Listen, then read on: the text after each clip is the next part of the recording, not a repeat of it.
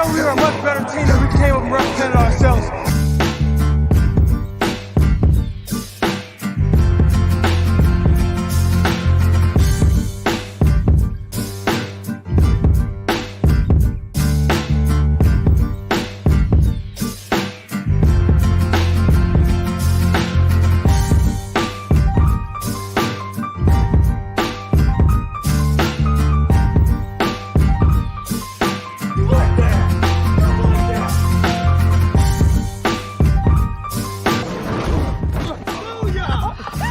Call a sack lunch. Nom, nom, nom, nom, nom, nom. What's up, everybody?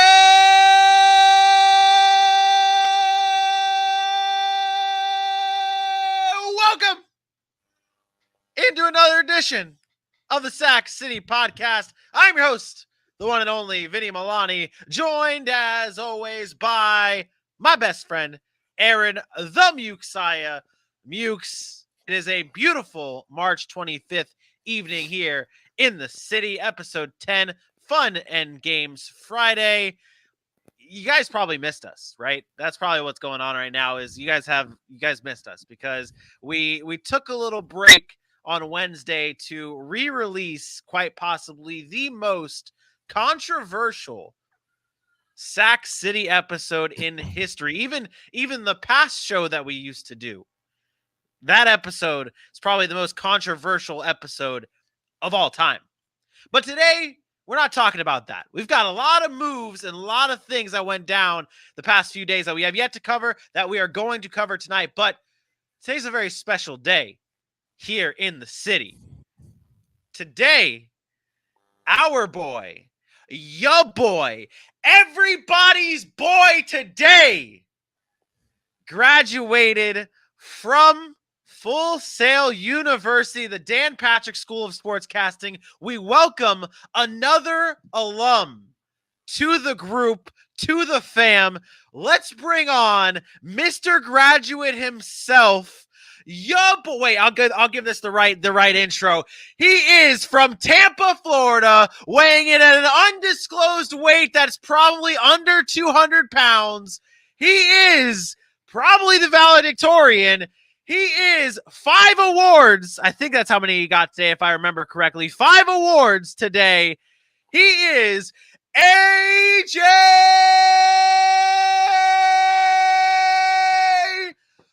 Johnson. I guess I'll just add myself. I wasn't sure about how that was going to go down. Hello. What's up, buddy? How goes it? It's so great to be here with you two on this wonderful platform. Believe it or not, because you haven't heard from me forever, I've been sad. I've been dying. To not be here and share this platform with you guys has hurt. But today I remembered why I made that decision. And I got to be honest, it felt damn good. I've watched both of you do it, so, I'm like, oh, this is going to be normal. I've done this. I've been here. No biggie. My family sat exactly where we sat for Aaron's graduation. I was like, this is super normal. I've been here. But then I stood up, and then I walked to the stage, and it became, like, real, and felt really good. Found out there was one other person that was battling me for possible valedictorian in the Advanced Achievement Award. And when I realized he didn't get the Advanced Achievement Award, I knew what it was, and it felt pretty. It was cool. It was a good feeling. Hell yeah. I'm an alum now. I'm excited about it, and no more school after Sunday. But Can we travel back here? Do the Sac City fans know who this man is? Do they understand? Because we have a lot. If you haven't noticed, AJ, Oh shit! Over the past couple of weeks, we have a lot of new people that have been tuning into our content, and they haven't seen your face yet. Yeah. Like, so those people that have one been, episode. Yeah, one. That's what I'm saying. Like, since episode 1, you've kind of been MIA. So I'm curious to see how the fans are going to gravitate towards you as you kind of incorporate yourself back in, because we know how they feel about Dylan. They've made that very clear over the weekend. So, oh man, Dylan became public enemy number 1. Well, I mean, when you decide to say stupid things outright and just double down and back it up, and we've told him about this 100% thing that he loves to do so much. You want to be bold, be fine, but be bold with facts behind it. Don't just say random shit. But he's gonna learn the hard way. If he wants to live in the comments, that's on him. I'm excited though, and I thought about this the other day. The rebrand has been awesome. You guys have been crushing the game. It would have been dope to rebrand it into the draft season. But as you guys know, that's my thing. I love it was sad to miss so much free agency because we've never had a free agency like this. It's been nuts, and I haven't been able to talk about a damn single thing yet. And a lot happened with my team, the Atlanta Falcons. But to come back for draft season, for mock draft season, for what I'm sure is going to be a second fantastic annual draft night, I'm excited. It's about to get hot and heavy, and Sac City's about to keep cruising upward. It's gonna be fantastic. We're excited to have you back and welcome you back into the city. What happened was you came into the city, you visited, and then you had to do PR work outside the city. You had to promote, you had to get stuff done. You visited other towns to make sure that everything was running, that the world knew about Sac City. Now you're coming back. Now you're returning for draft season, the season, your hot season. It's going to be great. We are excited to we're excited to welcome you back with open arms, buddy. We did miss you. I missed you guys as well. Thank you for holding it down. I know you guys have a great show to plan tonight. I'm going to be listening as much as I can, but I got a couple things I have to finish, and then the fam is all about to arrive. We're going to do dinner and games and stuff like that. Hopefully you're not finishing work. Hopefully it's not part of Richie's class. Nah. Can't confirm. Hey, it's small things, It's luckily it's stuff we've done on Sac City. I just need to put some VO over a debate, spice it up with a little full screen graphic that I can thank Vinny for teaching me how to do, and thank myself for learning how to do it my way. And then I'm good. Then I'm done. And stupid career modules that make no sense. Like, why am I still doing career modules from Gordy's class? Like, why was that not in Gordy's class? I don't want to do 3 of these things, but it is what it is. Come Sunday at 11:59, I will be. Well, for me, maybe Monday or Tuesday. Hey, when you got it like we got it, 11:59 on whatever day. Either way, it gets done. As long as it gets done, that's all that matters. Yes. And then I have time, and I'll jump on TikTok because you guys have been waiting for me to do that. And I'm about to have the first video to get 0 views. That's super weird. By the way, I was going to talk to you about that. That's like abnormally weird. So I don't know We'll talk about that off screen. I saw it. I was like, oh my God, I'm about to break TikTok history. I'm about to have a TikTok video that's going to see 0 views for months and months and months. We need to claim the fame on every level, baby. Like, not only are we so good at TikToks with thousands of views, we also have the only one that has no views. Who else can say that? Yeah, exactly. Well, AJ, congratulations, buddy. Exactly. Hey, we on the same level. Even though you haven't been on the show in a while, we on the same level. And really, this is your day. I'm about to do this. Hold on for 1 second. And Aaron, let me see if you can participate in this as well. I'm going to solo this gentleman, and we're going to give him all a round of applause. Congratulations, Mr. A.J. Johnson, on getting to the finish line and completing your 29-month course at Full Sail University. Hey, it's a big time move. We got one more coming behind us. Dylan's gonna make us proud, and then it's a show of alums, and we're gonna go a long way, fellas. You guys crush it like you always do. Enjoy the show tonight. Have fun. Come back Monday. So if you haven't been prepared, which I know you have, it's about to be a whole nother level, because once I'm back, the gloves are off, baby. I'm ready. I am ready. NFL. Yeah, I'm tired of whooping up Vinny and Dylan. I'm tired of whooping them up. Honestly, I wanted to soften you up a little bit, let you allow some wins, because I know it's going to be a long time. No, I never get down, brother. I never take it easy. I'm ready for you. Hey, now when you get back, we get to do Fun and Games Friday with the games, games, and we get into this rankings, and it's going to be great. It's going to be great. Trying to get these dubs. Fellas, I will leave you. That was perfect timing. That's awesome. We're killing the game already. Have a good show. I will check in, maybe join Bailey in the chat. He needs some friends, but then again, I don't know if I want that to be me. So hey, that's Dylan's territory. That's Dylan's territory. You guys have a great show, man. Crush it. Thanks, buddy. Congrats, brother. Yes, sir. Woo, I almost did it, Aaron, and ended the broadcast. Oh my goodness. Look at me. Oh my I'm goodness. out. There you have it, ladies and gentlemen. Your boy, A.J. Johnson. Again, a special congratulations goes out to our boy for completing school. I mean, it's a grind, guys. What we go through, it ain't easy, but AJ did it. He joins the club of the alums on this show, and Dylan is last but certainly not least. We've got a great show ahead of us, though. It is Fun and Games Friday. We'll be debuting a new game on this show. We're going to be playing the dating game as the main event this evening. We're going to get into that and so much more. But first, Aaron, I'm gonna let you do this one. I'm gonna let you do this one. You're gonna let me do the easy job?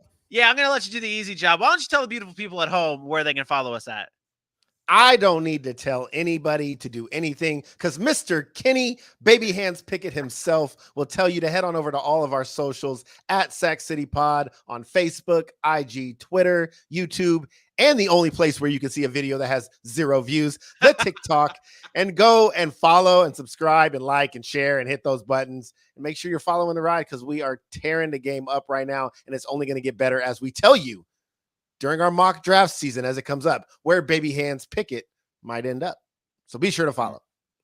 There you go. There you go. We kick off our draft coverage at the beginning of April. We're targeting what is today's date? We're targeting an April 4th start date on all of our draft coverage. We will see mock drafts and so much more. You're not going to want to be anywhere else but in the city, in Sac City. Aaron, so much news broke these past 2 days, and unfortunately, you, sir, you're Mr. CBS now. You are Mr. CBS. You were grinding it out, working for CBS. That deserves another congratulations, by the way. Another congratulations for grinding it out with CBS. But one of the reasons why we could not go live is because we all were busy on Wednesday. We replayed the controversial episode. That day just so happened to be another massive day, and it sure as hell went by fast. Tyreek Hill, the cheetah, is heading to South Beach to be with Tua Tagovailoa and the Miami Dolphins after they acquire Tyreek Hill from the Kansas City Chiefs in a massive trade that saw the superstar wide receiver head down to Miami. And like I said, this trade I felt like went really, really fast, like unusually fast, because the reports came out and I was like, is this real? Like, this can't be real. All of this news is happening so fast. There's no way. There's going to be some kind of like hiccup in all of this. And then it picked up steam. The reports came out that the Miami Dolphins and the New York Jets were the favorites to land Tyreek Hill. And I'm like, man, this is happening so fast. How is this possible? And then the report broke in that Tyreek Hill was being traded to the Miami Dolphins. Aaron, instant reactions here on this trade. Massive. It's a massive deal. What we've seen this offseason is obviously, I wasn't surprised by it. I wasn't shocked by it, but there may have been some kind of subtle hints tossed out there. Tyreek Hill thanked Chiefs fans like a couple of weeks earlier on his Twitter and Instagram. He basically said, thank you to the Chiefs Kingdom for everything. These subtle hints were thrown out there. And then there was talks about they were close on a deal in Kansas City, and that there were some final things being worked out, and obviously those things couldn't be worked out. Look, for Miami to get a talent of Tyreek Hill, it's massive. For Tua Tagovailoa and Jalen Waddle and the rest of that offense to have now a weapon like Tyreek Hill, it's only going to make them ascend. And this goes to show you that Miami is all in with Tua, right? They're saying, Tua, you have to now prove it to us. Show us why you were the first round draft pick that we believe you are, the franchise quarterback, because we're going to give you everything you need. We saw it with them going and loading up in the backfield with the Chase Edmonds and a Raheem Mostert. They already had a Myles Gaskin there. They go out and get a Tyreek Hill. They bring back a Mike Gesicki on a franchise tag. They go out and get one of the other guys we're going to mention here in one of our top stories.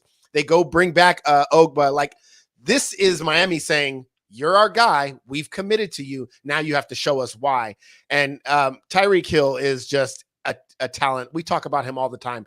The speed, the ability to stretch a defense, the playmaking ability that you questioned I'm over the years questioning of jump balls and being able to make plays outside of maybe that particular Kansas City scheme is now going to be put to the test with the Miami Dolphins team. So it's going to be fun to watch.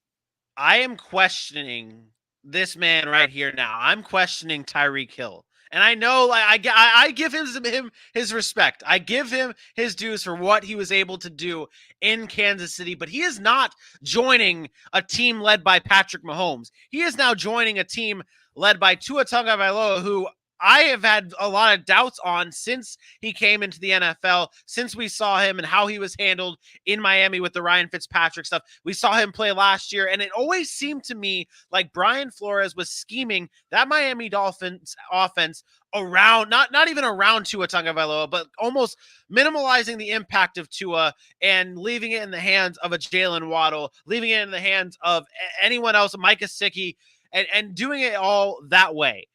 I am very concerned about Tyreek Hill in a Miami Dolphins uniform with Tua Tagovailoa. I don't like the memes are going around, the jokes are going around saying Tyreek Hill is going to burn down the field and be 75 yards downfield, but he's not going to have a quarterback who's going to be able to hit him.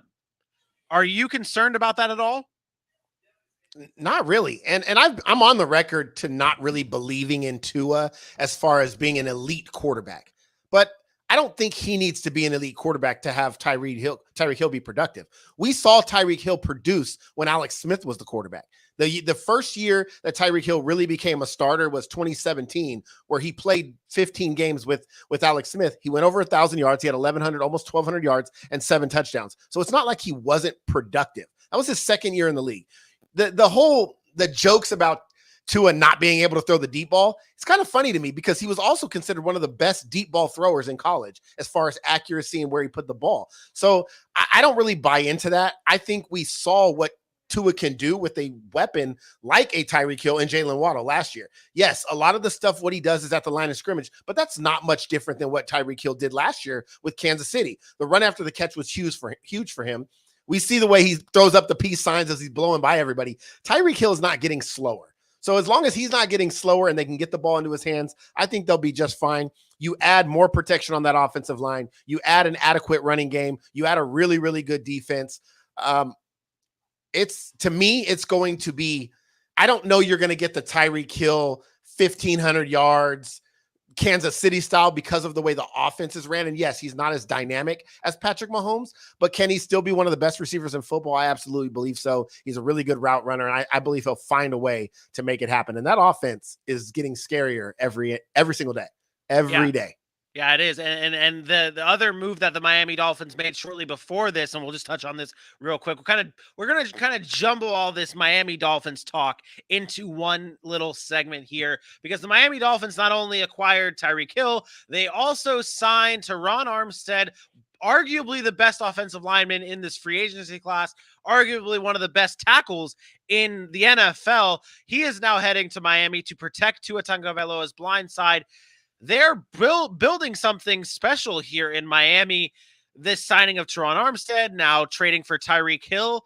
Where do we expect the Miami Dolphins to be next year in this wild race of an AFC, and now potentially a fight for an AFC East title with the Buffalo Bills and possibly the New England Patriots, who I'm sure we'll talk about down the road with our concerns and all that stuff. So what does this Armstead deal mean, and what is it doing for the Dolphins moving forward? It's huge. Teron Armstead is one of the best tackles in football. Went kind of overlooked for the first 7 to 8 years of his career. He has been the protector of Drew Brees' blind side for a long time. He did it last year with Jameis Winston before he got hurt. This guy is just a massive, massive talent. And Miami has now focused on that offensive line. You see the addition of Teron Armstead. You now add in a Connor Williams, who has had some veteran experience in Dallas on that good offensive line. And now you're looking at offensive line that has kind of been revamped. You get Michael Dieter at center. You have a Robert Hunt on the right guard, and then you have Liam Eichenberg on the right tackle. And you can now get some cohesiveness there for a Tua that maybe didn't have it before. And so Miami is going to compete. I think the move of Teron Armstead combined with a Connor Williams, the running backs they got, and a Tyreek Hill, I think you're looking at the second best team in the AFC East. I think they leapfrog New England. We've all kind of been witness to the lack of movement that New England has had this offseason, I think you have to look at Miami as number 2, especially with how hot they got at the end of last season. You bring a head coach in Mike McDaniel, who has some offensive he's supposed to be an offensive-minded guru, and you can kind of put that with the young quarterback who has some upside. And I think Miami is now the second best team in the East, and they could be fighting for a wild card spot. I'm honestly with this Miami team, I think the biggest thing around this, and I see the comments in here saying that Teron Armstead was overpaid. To me, this is so perfect for what Tua is. And we talk about everyone's talking about how this is now a make it or break it type year for Tua Tagovailoa. What the Dolphins have done here is they are protecting Tua in every way, shape, or form. They're protecting him with that, giving him the protection and literally in the offensive line and signing Teron Armstead, but they're now giving him the outlets of a Tyreek Hill. They already drafted a Jalen Waddle. They're bringing in a run game to support Tua. They're doing everything that they possibly can to give Tua that support. And we've heard it all offseason long when they were going on with the Deshaun Watson stuff. This Miami Dolphins front office believes in Tua as their guy. So what do? They go out and they go get the guys to give Tua the best possible chance to be the guy. So kudos to the Miami Dolphins for being able to bring in this protection, to bring in all the pieces around Tua to give him a fair shot. Now, when we go back to the Tyreek Hill trade, there's another team involved. And in a trade, you have to give stuff up. And boy, was this a lot given up for Tyreek Hill. A first, a second, 2 fourths, and a 6th heading to the Kansas City Chiefs. For Hill. I'll start off with this. Was it an overpay for Tyreek Hill? Absolutely. And from the Chiefs side of this, I love this deal. And you know me, I love Tyreek Hill. I think the talent is just unmatched in the NFL. But I thought the Kansas City Chiefs got a haul, and I thought it was well done by Andy Reid and that staff. To me, it is one of those things where sometimes you just can't keep everybody. And we're in the sense here where you can't keep everybody. It's Tyreek Hill, or you can't fix a defense, or you can't go out and sign key free agents. So I thought they got enough for him. I thought it was well done by both teams. I think the loss of Tyreek Hill, people are going to jump to the conclusion, well, nope, there goes Kansas City, because they're taking a step back in that AFC. But we saw what they did with the Juju Smith-Schuster. If you're paying your franchise quarterback like that, he has to make up for those deficiencies. Maybe we've seen this in the past. We've seen great quarterbacks make good wide receivers great. Maybe Juju Smith-Schuster now takes a step up because he's playing with Patrick Mahomes. Maybe another guy we're going to talk about in MVS is going to step up because he's playing with Patrick Mahomes and he's more of a target. Maybe you see a Mecole Hardman who has a very similar skill set to Tyreek in the speed element. Maybe he takes a step up, and you still have Travis Kelce, you still have Clyde Edwards-Helaire there, and you still have Andy Reid. And as long as you have Andy Reid and Patrick Mahomes, I believe they are capable of still winning. The coaching here matters so much to me. Andy Reid is not known for having a number 1 receiver. If you go back to the days when he was in Philadelphia, it was Freddie Mitchell. It was Todd Pinkston, or whatever his name was. It was these guys that were just guys, but they stepped up when it mattered. The way he ran his offensive scheme, he knew how to get them the ball when they needed it. And outside of the Terrell Owens year, obviously, they didn't really have a go-to number 1 receiver. And I think he's comfortable, familiar with that, and I think they'll still make it work. And he still has the best tight end in football, in my opinion. So Kansas City will be okay. Do they still have holes to fill? Yes. But I think getting these draft picks, allowing that cap space to open up, now you can fill some of those holes. And we'll talk about some of those holes when we get into our later in the show. But those holes now can be filled by young players, young draft picks. It's a deep wide receiver class. They can go out and find maybe a guy that they like. They can try to develop them. And I still think they'll be okay. I'm not going to just jump off the bandwagon because Tyreek Hill is gone. I think it's easy to do that, but I don't think I'm ready to do that just yet, because I do trust in Andy Reid and that front office. And that's the biggest thing here. It's like when you give up a player as talented as Tyreek Hill, you're like, okay, they're going to be losing a lot. They're losing a lot, and are they going to be able to recover from this? But when you have a guy like Patrick Mahomes at quarterback, you're feeling okay. you're feeling a little bit better. Now, one last thing on this Miami Dolphins side. I don't mean to continue to harp on Miami, but they obviously got the guy, and they also gave up a ton. We've talked about the Washington football team giving up assets for a Carson Wentz. And then we talk about Denver giving up assets for a Russell Wilson. And when we said that, we're like, okay, Denver was close. Denver was a quarterback away from winning a Super Bowl or being a Super Bowl caliber team. Washington was not. And they went out and gave up a lot for Carson Wentz. And now we're like, okay, but they still weren't that good of a team anyways. So they had Carson Wentz. It didn't get them over the hump. There's still a hump for Washington to get over, whereas Denver already over the hump with the addition. Is Tyreek Hill the move for the Miami Dolphins to get over the hump and be a Super Bowl caliber team? Or do they just give up too much and it could screw them over in the future? No, because I think what we saw with Miami is a few years ago, it was the tank for Tua. They were getting rid of guys and accumulating picks, right, to rebuild. And that rebuild happened really fast. If Tua is the guy that they say they believe he is, then going out and getting a Tyreek Hill is massive. You have a Jalen Waddle. They have a good young defense. They needed to address a few aspects. Weapons, which they did, Cedric Wilson, Tyreek Hill, Jalen Waddle. And then you needed to address that offensive line. And they did with Teron Armstead, Connor Williams. So now you're in a situation where that window now starts. So the Dolphins have 3 to 4 years to say, you know what?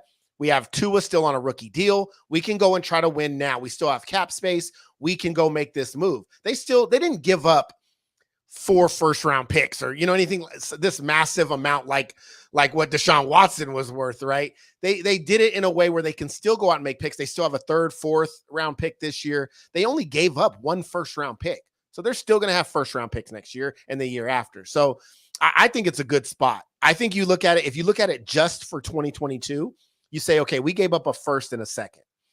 Is there a receiver that's coming out of the draft that's going to have an impact, because we need a weapon, on our team that's going to be worth a 1st and a 2nd round pick right now?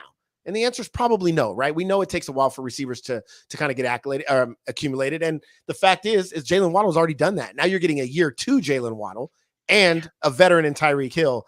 I thought Miami was okay to overpay here. To me, it is an overpay. Let's make that clear. It is. But I think they were okay to do it. And the funny part about it all is Miami overpays, but then Miami still has, okay, so Miami doesn't have a 1st round pick this year, but next year they still have 2 first round picks next year. So exactly.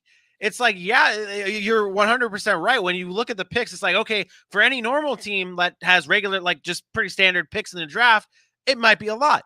But with what Miami still has is so many assets moving forward that this trade, it gives you that freedom to make this type of trade. Let's move on to the Chiefs side. And obviously, they trade Tyreek Hill, and with Hill being gone, they want to replace his speed, and they go out and get a Marquez Valdez-Scantling from the Green Bay Packers. They sign him to a 3-year deal, which brings the speedster to Kansas City. I think I read somewhere that said that last year, the highest clocked player last year was Tyreek Hill for a play, and then the second highest clocked player was Marquez Valdez-Scantling. How does MVS fit in Kansas City here?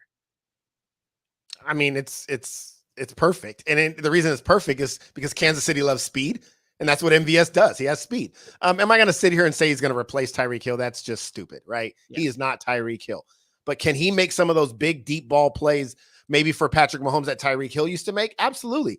You get a guy like Juju, who's really, really good in the slot, really good underneath. And then you have a Mecole Hardman, who's a game breaker they use on reverses. And then you get a deep threat now with MVS for play action when you want to take your shots. I think that's a good start for the Kansas City Chiefs to kind of fill that void of a Tyreek Hill. I do think they'll still address the wide receiver position in the draft or somewhere down free agency. Maybe they go out and get a veteran. But the fact of the matter is MVS does what Kansas City loves, and that's bring a bunch of speed elements to the game. And we saw when MVS and Aaron Rodgers were on the same page, there were big plays to be made there. This is a guy that can get behind the defense, can make some plays. He's not just some, run of the mill, kind of throw him on a team every year wide receiver. He is a very talented receiver. Maybe he hasn't lived up to it as a number 2, but you got to remember these offenses, when you have a Devontae Adams, the number 2 is not as important. They don't use him as much. So he's not getting as much run. But I really like what MVS brings to the Chiefs. The speed element is going to be massive in that division. You talk about some of the acquisitions made by those other teams. I think he'll have an impact, and I think him and Patrick Mahomes might take some time to get on the same page. But he goes from playing with Aaron Rodgers to now Patrick Mahomes. How good does that feel? Yeah, what a transition. That is amazing for a wide receiver to be able to just go from one great to another great. Now I've heard a lot of negative things about this MVS signing to the Chiefs. A lot of people out there are a little concerned about MVS, saying I have heard out there people say, oh, MVS couldn't be a great talent with playing with Aaron Rodgers. What makes you say that he's going to be able to be good in Kansas City? But you brought it up. You said it. You already answered this question here, because you brought up the fact that sometimes when you have a wide receiver 1 like a Devontae Adams, you really see wide receiver 2s and 3s really look like 3s and 4s, what would be on other teams, because of the amount of the workload that is going to a Devontae Adams. And I feel like that's what people are missing here. Marquez Valdes-Scantling has the talent. He has the potential, but obviously it's overshadowed by a Devontae Adams. And then when you throw in, he's battling for targets with an Allen Lazard, who at times look better than Marquez Valdes-Scantling. But it doesn't take away from what MVS is capable of doing. And when you watch the film and you know what Kansas City is able to bring to the table, you know that MVS is going to be able to fit right in with this Kansas City Chiefs team. Yeah, it's different, right? The narrative is different when you have an offense that runs the way Green Bay does versus Kansas City. Kansas City is we talked about this last postseason. They are high volume, up tempo. They like to go and go and go. Green Bay's a grind it out. Play clock's at 0 every time. Aaron Rodgers is scanning the field. They don't get as many plays in a game. They're not going to target their number 2 or 3 receiver as much. And Kansas City also likes to take more deep shots than Green Bay does. So Green Bay, you might see a deep shot taken every 2 or 3 times a game, whereas Kansas City might take that 5 or 6 times a game. And MVS is that guy, whereas Allen Lazard was more over the middle. He's the possession receiver. So yes, MVS is not going to come in here and get 8 to 10 targets a game. But those 4 to 5 targets a game he gets, those are big plays that Kansas City likes to run. I think it's perfect. I don't think they overpaid for him. I thought total was maybe around $10 million a year. Yeah. The fact of the matter is they like speed and they want as many weapons on the field as they can. And when you put a lineup out there with Juju, Mecole Hardman, MVS, you have speed all over the field with Travis Kelce. It's still an offense that's formidable. I mean, we can look at some teams that don't even have a number 2 that's as good as MVS anyway. So I like it. I don't think the name MVS has to be considered a Tyreek Hill. So yeah, if you want to compare them to each other, yeah, maybe it comes up short, but I don't think that's what Kansas City was going for. Obviously, they didn't pay him like he was a top guy. Yeah, exactly. I mean, it's definitely, I think it's a good fit. I think it's a good signing. I think it's a good fit for Marquez Valdes-Scantling and the Kansas City Chiefs. Last thing on this, and we're going to move on to our last final headline real quick. Fantasy. Tua Tagovailoa, starting court, draftable.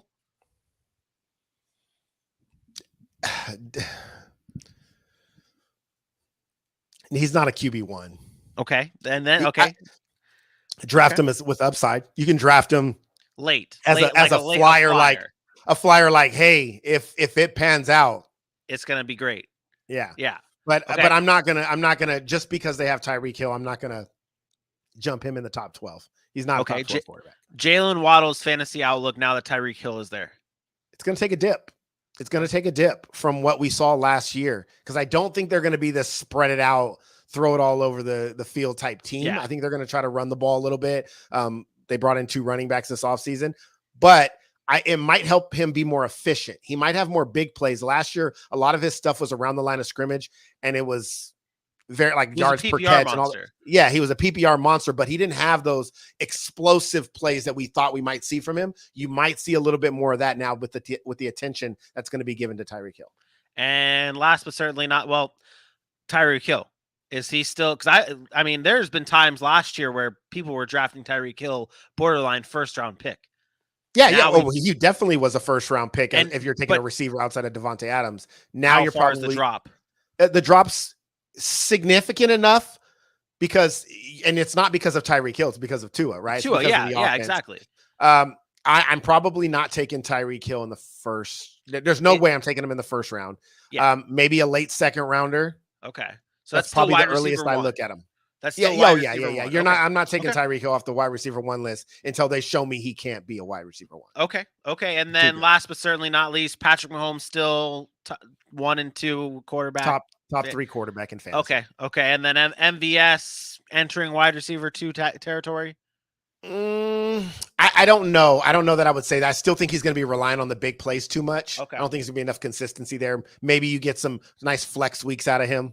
Maybe if you're playing in a deep league, wide receiver 3 on a good day. But I'm still not sold on MVS yet. I'll have to see what their offense looks like and see how much he's actually incorporated. I like Juju a lot more in that offense. Yeah, I do too. I think Juju's kind of a sneaky player right now. I mean, all that hype is around Tyreek and MVS and all this kind of stuff. And I think Juju's going to be good. Last but certainly not least, any effect of Travis Kelce? No, Travis Kelce might have 300 catches next year. No, joke fans on YouTube. I don't want you to come down my throat. Hey, we don't know anything. We know nothing. Yeah, but no, Travis Kelce will be a top 2 or 3 tight end. I'm not going to say the top anymore because obviously the emergence of Mark Andrews, that's something you really got to worry about there. George Kittle will be in the mix. You still got Darren Waller, who should come back healthy now with some space now on the field to work with, right? So it's going to it'll be interesting, but Kelce's Kelce and he's going to get a ton of work. Fair enough. The other move that happened earlier on in the week was the re-signing of playoff Leonard Fournette back in the Bay, baby. Leonard Fournette has re-signed with the Tampa Bay Buccaneers after a little bit of a scare saying that he was visiting New England Patriots. I saw that and I was like, there's not a chance in hell this man isn't coming back to Tampa Bay. And sure enough, he is back as the running back for the Tampa Bay Buccaneers. Now, I want to spin this in a different direction. We know what Leonard Fournette can be here. We know, we've seen it. We know. I saw a mock draft the other day, and I know we're talking drafts later on, but I saw a Mel Kiper mock the other day that had the Tampa Bay Buccaneers selecting a running back in the first round. And then the news came out of the Bucs re-signing Leonard Fournette, and Mel Kiper decided to keep Tampa signing or drafting a running back. Does that make any sense to you? I don't know the contract details of Leonard Fournette off the top of my head. I should have done my due diligence and had that for the show. No, because I think it was a multi-year deal. I know that, which it is not. Oh wait, no, I'm looking at last year. Don't listen to me. It should have been 2. I think it's 2 or 3 years. I think it's 3 years, but it is a 3-year, $21 million contract. Yeah. The fact of the matter is Leonard Fournette's going to be there now. Now, do you worry about health? Yeah, you worry about health. He's had some injuries, but Keyshawn Vaughn is still there. He got some run late in the season. You lose a Ronald Jones, you're not going to go out and re-sign him. Gio Bernard was a 1-year deal that he's gone. So could they take a running back? Yeah, first round, I don't think so. I think they have some other pressing needs. They probably address the offensive line. And as you get closer to draft time, maybe you see him switch that a little bit. It's still really, really early. They just signed Leonard Fournette. So I wouldn't anticipate them taking a running back in the first round. To be honest, I don't think you're going to see a running back selected in the first round again this year. It's one of those things where the running back market, the wide receiver market, I think those guys are going to start just falling like we've seen in the past, unless there's a really pressing need. But you look around the league, if you really lay out the landscape, the needs aren't there. I'm on the opposite side of that. At least for the draft, at least for the draft, and at least for the wide receiver position. I feel like we're going to start seeing more and more wide receivers on the move in free agency and trades like we've seen with Devontae Adams and Tyreek Hill, because I think that is becoming almost like the new running back position where it's like, okay, we could find a new one in the draft, which means you can, but for the draft's sake, I think you still start seeing teams still take wide receivers high in the first round and things like that. Maybe like over I think time, the position is becoming saturated.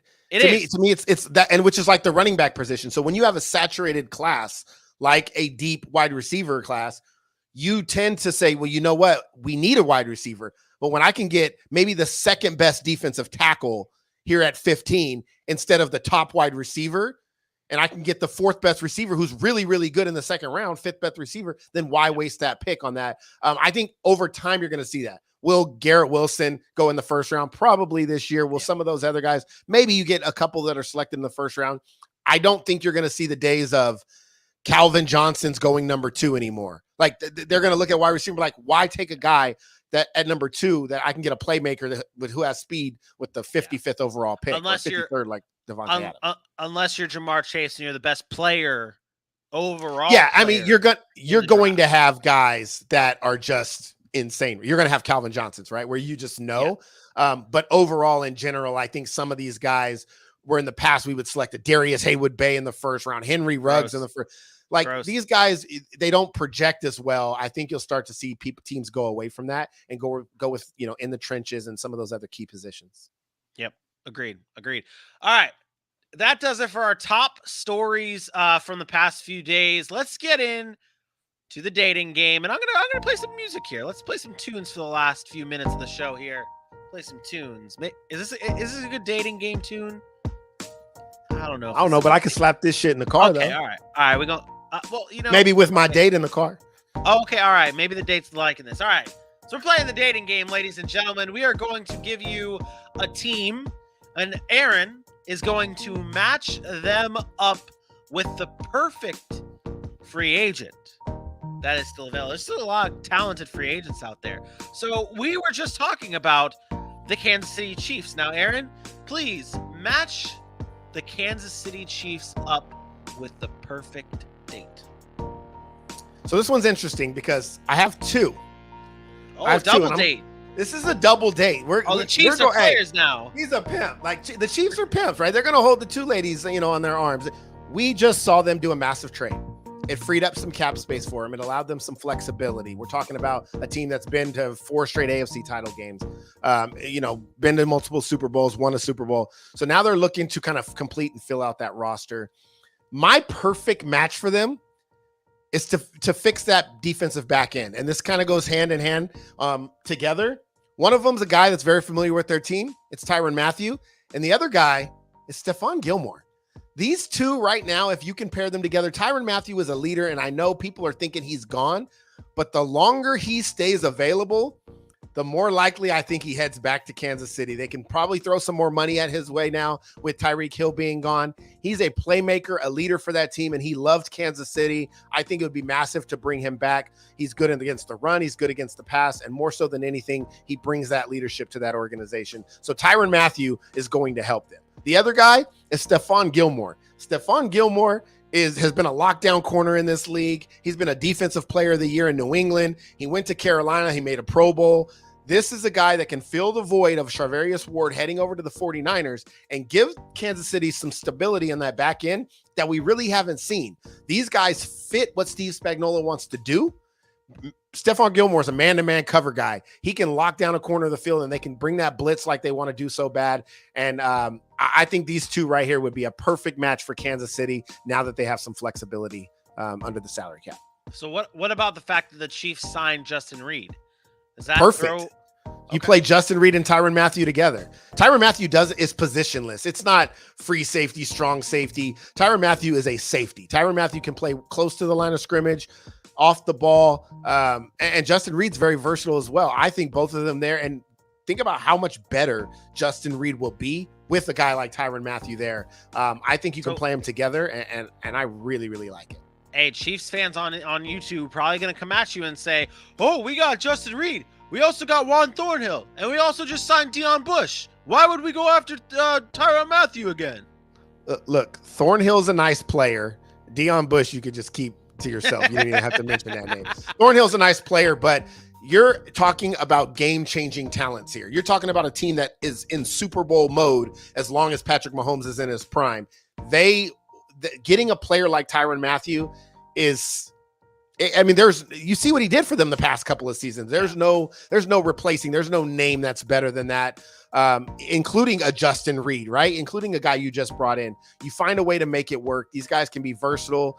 I think Kansas City's of the mindset now that they have flexibility. We can go out and make one more run at this Super Bowl title for the next couple of seasons, with or without a weapon like Tyreek Hill. And I think those two guys together solidify that back end. There's so much flexibility there with Steve Spagnuolo on what he can do pressure wise from a team that doesn't have many pressure guys if they have those two on the back end. Okay.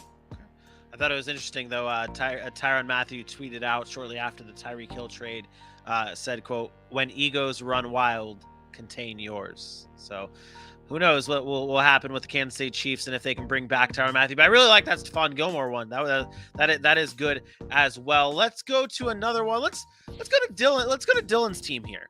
Let's go to Dylan's newfound team and the Indianapolis Colts. Let me change this song. Let me see if we can feed the ducks and see if that's a better song for. Feed the Ducks is always smooth. I feel like this is more dating game like.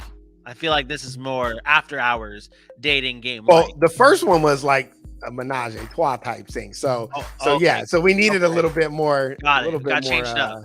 Yeah, for sure. Okay. So the Indianapolis Colts, Aaron, who is the perfect match for the Indianapolis Colts? Look, Indianapolis Colts going and getting Matt Ryan was huge. The defense we talked about creating the most turnovers last year. They were solid. The offensive line has been really, really good for a number of years. Obviously, they're void of weapons on the outside, but when you look in the free agent market, there's not a whole lot of weapons out there, right? So you kind of got to scale that back. Maybe you go address that in the draft. You bring in a guy like Matt Ryan, but he's old and he can't move. So what do you have to do when you have an older guy? You want somebody that can protect him, that can kind of take care of him. And that's Dwayne Brown, man. That's Dwayne Brown from the Seattle Seahawks. He's a free agent. The Colts are losing Eric Fisher.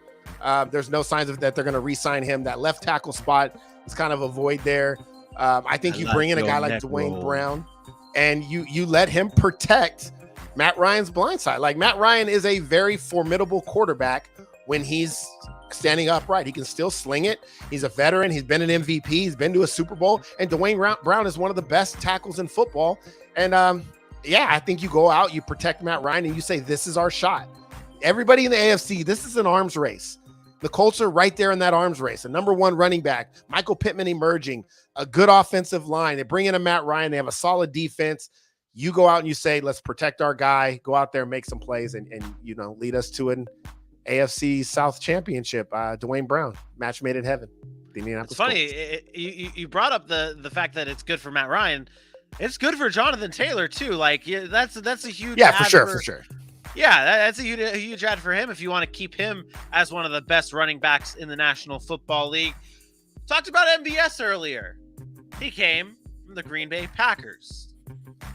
Aaron, the Green Bay Packers have now stepped into Aaron Rodgers. Let's just say Aaron Rodgers, because he runs the Green Bay Packers basically. Aaron Rodgers has stepped into the dating game chair. The wall is up, and there's beautiful dates lined up, ready for Aaron Rodgers to pick from. Who is number 12 selecting as his date for the 2022 season?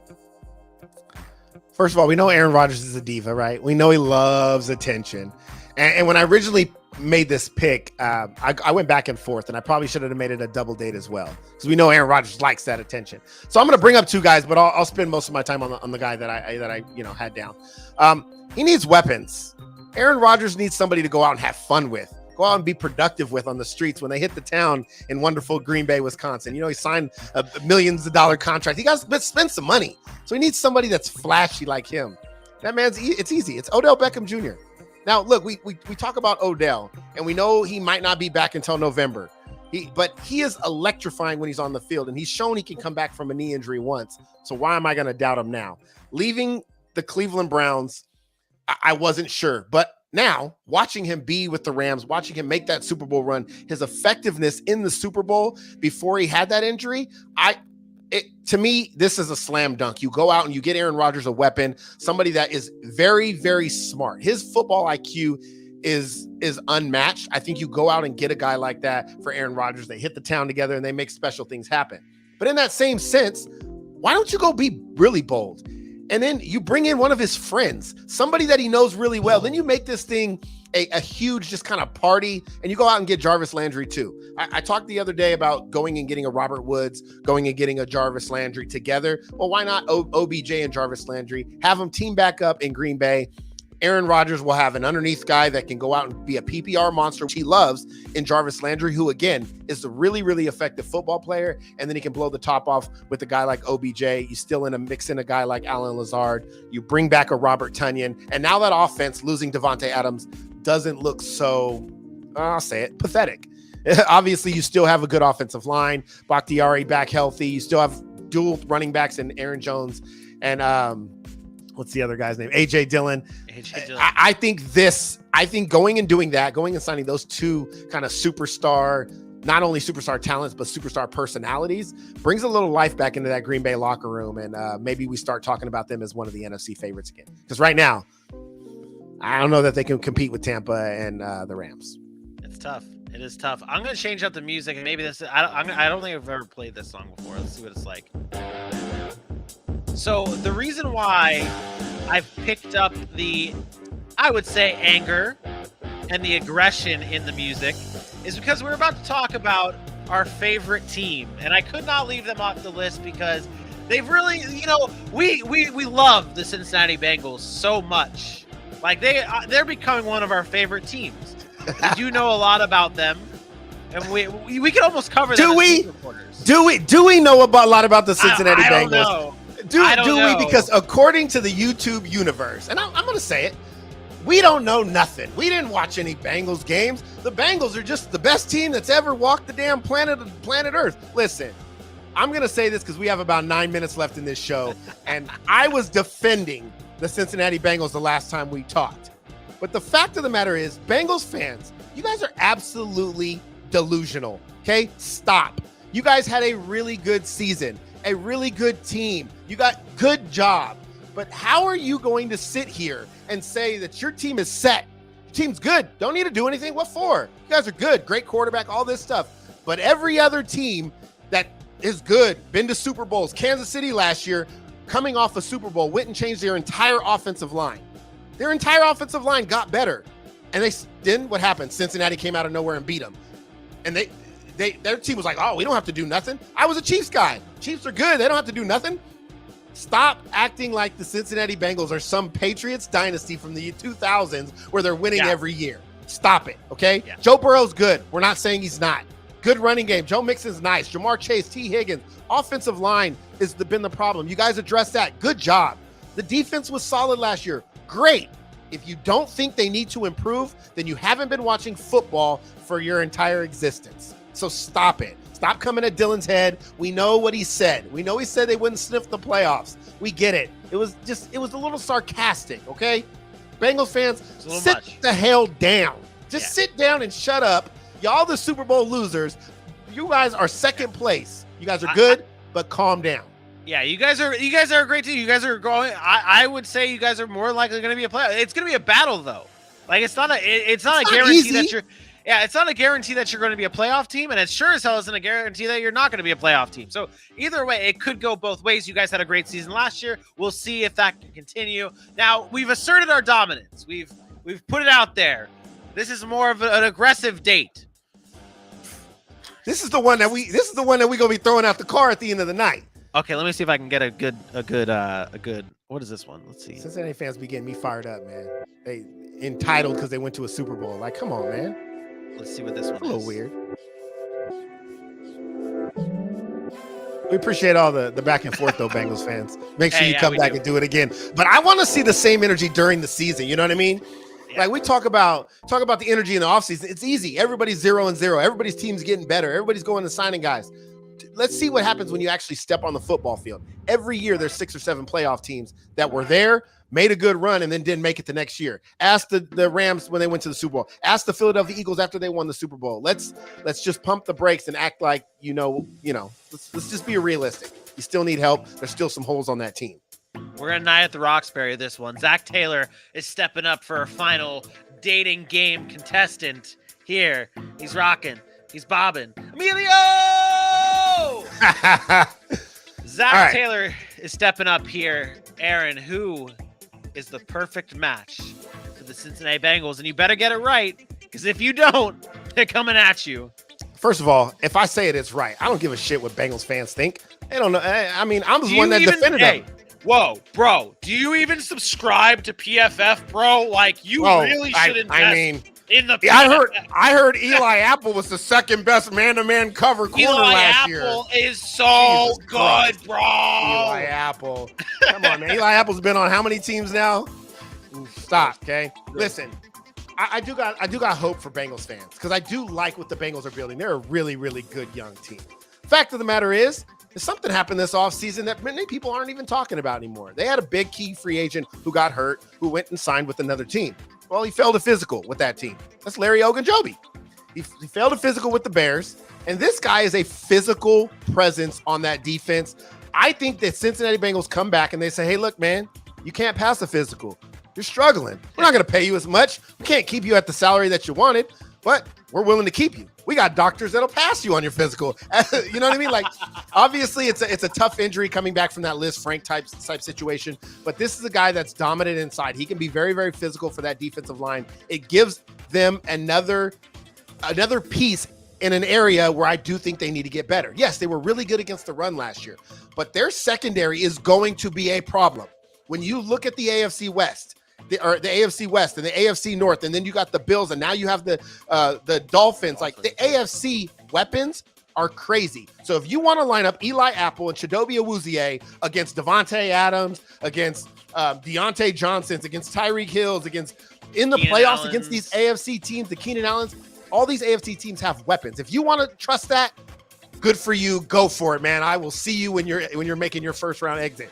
But if not, then go get some pressure on the quarterback, be stout up front, allow these guys on the back end to not have to cover as long, and then you won't get burned for the game-winning touchdown like Cooper Kupp did against Eli Apple. I'm just saying. Oh my goodness. But I'm going to throw shots all day. I'm going to throw shots all night at Cincinnati fans because they're delusional. We're talking about a Chidobe Awuzie who had one good season. One. Cowboys fan. I watched him in Dallas. I watched him at Colorado. Very talented player. But he gets exposed. So if you think he's going to come back and do the same thing year after year, maybe he does. Good for him if he does. But I need to see it. I'm not just going to have one good season happen and then be like, he's the best cover corner in the AFC, blah, blah, blah. I don't want to hear that shit. Let's book it right here. This clip is more than likely going to be out on YouTube this weekend for you Bengals fans. This weekend is going to be out tonight. It's going to be out tonight. If you see this video and you want to comment on there and you want to run your mouth, and you want to talk about it and say how we're not Bengals fans, we need to subscribe to PFF, we don't know what we're talking about, show up at 8 p.m. Eastern time right here on YouTube, the same spot you've already found the video. It's going to be very easy for you guys. 8 p.m. Eastern time on Monday. If you don't like what we said, show up then, bring it in the chat. We're very interactive. We see Bailey in the chat. We see AJ in the chat. We talking to them. We interactive. If you want to bring the heat, bring it. Show up, step up to the plate, bring the heat. Hey, maybe we'll even have you on the show. Maybe we'll turn this into a radio show and we have you on the show. They can come on anytime they want. You guys can throw blow for blow with us. Maybe we'll have another fan takeover show and you guys can come on and throw blows with us. But until then, just leave it in the comments because we do. Until then, let me get $17.99 or $24.99 or whatever now PFF is charging because nobody has access to PFF except for Bengals fans. Unbelievable. All right. That does it, though, for another episode of the Sac City Podcast on this beautiful Fun and Games Friday. I just want to remind everybody that if you haven't gone over to social media, what are you doing? Head on over to @SacCityPod on Facebook, Instagram, and Twitter for the socials. Be sure to like, share, and let your friends know. Don't be selfish. Let everyone know. And, of course, we have all these perfectly clipped videos for your viewing pleasures on our YouTube @SacCityPod. And then on TikTok, you get that exclusive content. But I want to really touch up on this YouTube thing here real quick before we close it out. We do this show. It's an hour long. Sometimes people can't enjoy sitting through an hour-long video, but you do want to see our beautiful faces because, look at us. We're beautiful. You want to watch us. We do a lot of work in graphics and videos and things like that to make it a great experience, a great watching experience. Maybe you can't sit through the hour, though. head on over to our YouTube page and watch our perfectly clipped videos in a nice little playlist. It's super easy for you guys to watch. We try and make it as easy as possible here in the city. So please do that and make sure you hit that subscribe button and you share. We appreciate everyone tuning in on all the podcasting platforms. Wherever you get your podcasts, we are there. Be sure to write a review after you listen to this episode. Let us know what you think of the show so we can improve and get better. We will be back again on Monday live at 8 p.m. Eastern time right here on Facebook, YouTube, Twitter, and Belly Up Sports TV. For my best friend Aaron Mukes, I am me. We will see you Monday. Peace out, Bengals fans.